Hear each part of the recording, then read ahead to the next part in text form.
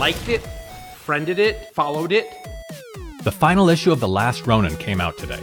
This comic book miniseries was a big deal in the Ninja Turtles world, so I wanted to share my thoughts.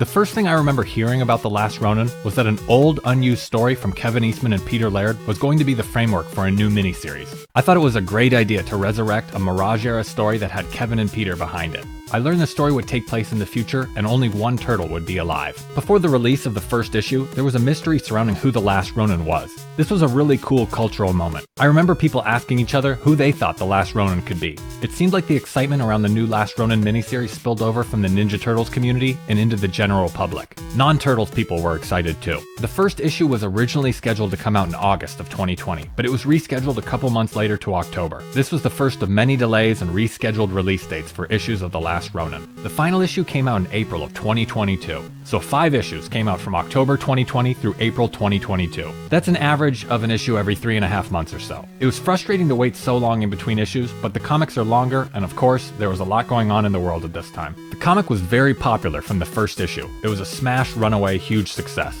The story didn't take place in the IDW or Mirage universe, but it's pretty similar to Mirage, and it was originally created for Mirage. Ninja Turtles fans found out who the Last Ronin was: Michelangelo. This was a big event. There was a lot of buzz and hype, and it was great to hear everyone talk about Turtles again. The main Ninja Turtles series at IDW is popular, but the Last Ronin miniseries was popular on a different level. The sales were fantastic. The second issue of the Last Ronin comic set the record for being the largest print run of any single comic ever from IDW. Last Ronin was moving around 130,000 copies compared to 20,000 from the main Turtles series. And at the sales price of $8.99 instead of a usual comic at $3.99, I think it's safe to say it was a financial success. More importantly, it was a creative success. People bought the comic because it's good. The Turtles fans who are always wishing for something dark and gritty finally got what they asked for.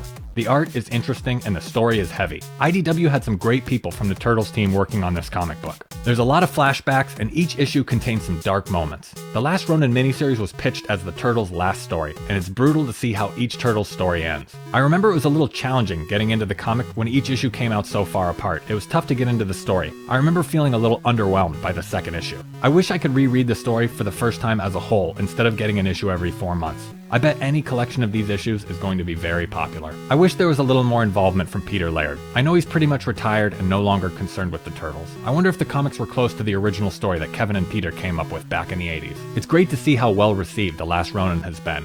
It shows that this is the type of Turtles that fans really like. It's mature, action-oriented, lots of high stakes and drama. It reminds me of the 1990 movie in a lot of ways. It takes itself seriously when it needs to. The Turtles need to play it straight sometimes. Even the titles of each issue sound heavy and dark and mature. Wish for Death, First to Fall, Fight or Flight, Blood and Snow, and The Last Ronin. They sound like emo bands. And speaking of emo, what happened to Oroku Hiroto, our new villain? He reminded me of the Crow, or the bad guy from the Crow, and I didn't really understand his motivation. He just seemed a little spoiled and crazy. And what happens to Michelangelo, April, and Casey Marie in the final issue of The Last Ronin? How does it all end? Does everyone die? Was it all a dream? The final issue is basically one long action scene. Michelangelo fights some guards and robots to get to Hiroto, while April and Casey Marie deal with the city flooding. Hiroto finally wears the Shredder armor, and it's a futuristic liquid metal suit instead of just regular metal. Even though Hiroto is smaller than Michelangelo, he seems unbeatable, and it takes everything from Michelangelo to defeat him. We get to see the four brothers, Casey and Splinter, together again, and it's a really sweet moment. So the long feud between the Turtles and Shredder is finally over after generations of war, and it ended up killing everyone. Well, almost everyone. April and Casey Marie both survive, and there's an epilogue that shows them raising 4 little mutant turtles, and it ends to be continued. There's some great Easter eggs in this series. They show Kevin and Peter in one panel, and the turtle van is shown in another issue. And in the final issue, Casey Marie is wearing a shirt that looks like 2012 April's shirt.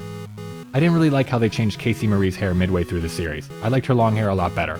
I think the first issue was probably my favorite. Overall, The Last Ronin was really good. The comic has been so popular that there have been a bunch of toys, statues, and collectibles announced and released, and Ninja Turtles fans have been loving it. The art and design look great in the comic, and it really shows in these figures. The Last Ronin might be the spark of a revival that the Turtles need right now. It's almost a guarantee there will be a follow-up comic to continue the success of The Last Ronin. I wouldn't be surprised if there's a movie or TV show based on The Last Ronin too. I would love that. I certainly hope they're shopping it around. I hope they don't water down The Last Ronin's tone if it is adapted for a movie or TV. I'd like to see something for adults, not something for kids. It seems like Ninja Turtle fans might need a break from cowabunga and pizza, and the franchise is strong enough that it can step away away from its usual tone to reinvent itself. We've had Turtles projects for younger audiences, and now is the perfect time for a version of the Turtles for a more mature young adult or adult audience.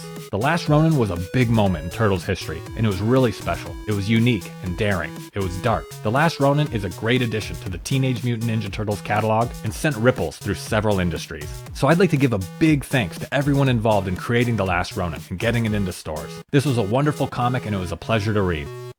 Thanks for watching. Feel free to leave a comment and share this video. Make sure to give the video a thumbs up and subscribe to the channel for more Ninja Turtles videos like this.